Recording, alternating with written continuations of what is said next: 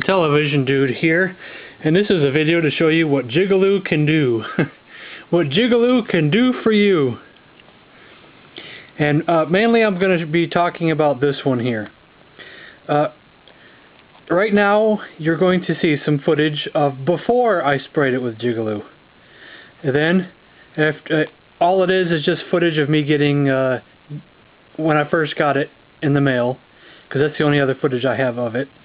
And then I'm going to cut back here and show you how it turns now. This one's just a plain old Pyraminx, kind of loose. Well, it felt loose on the ends. It might just need to be tensioned.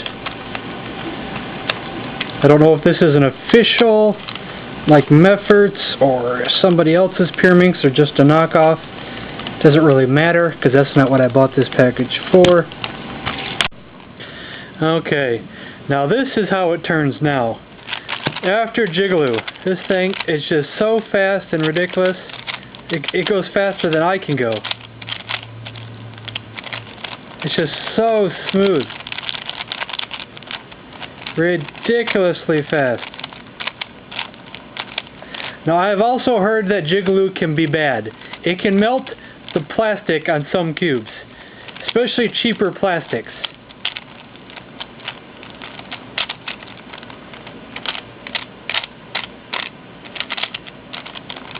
That is just amazing. Now this is my ball cube. It moves like this after Jig-A-Loo, which isn't super duper smooth, but this is amazing to what it was before. This is what it was like before. It was like this. Or even worse. It was so hard to turn that most of the time I would forget where I was in the middle of the move. Because it would just be so hard to turn I couldn't remember where I was at. I'd be one or two turns in finally after twisting with all my might, and then I'd forget where I was. So this thing is amazing. But it did melt the plastic. It did melt the plastic just a little bit. Because when I first sprayed it, the cube locked up so bad I couldn't move it. And the plastic, when I took it apart, I seen there was a little bit of melting on the plastic. The puzzle was sticking together, but all I did was take it apart, put it back together, and then it started moving like this. It went from locking up and not moving at all to moving like this just by taking it apart. So that is pretty good. And here is my Rubik's afterwards. I don't have any before footage of this either, but it moves pretty darn good.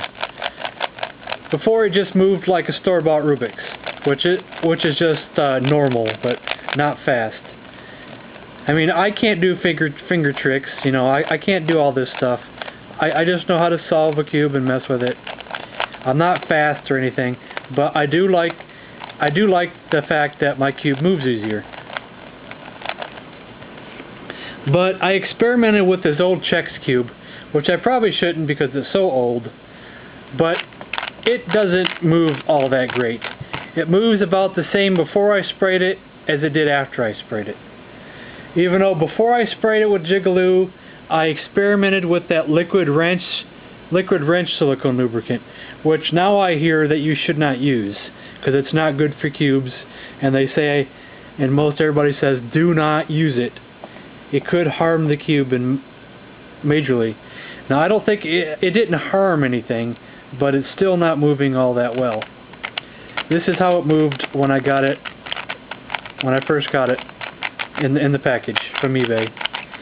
And I even sprayed it with Jig-A-Loo afterwards, and still it turns just the same.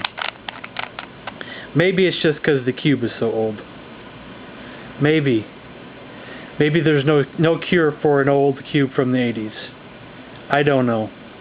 I'm also getting some CRC in the mail, because I hear that is the recommended brand by most people. I hear mixed opinions on this. Some people say it's better than CRC, but you just have to be careful, because it might melt your cube if you don't work it in within a minute. While other people say CRC is better. So I'm just going to get a can of both and be done with it. Because I am still getting a bunch of cubes in the mail. But this is my Jig-A-Loo video, so thanks for watching.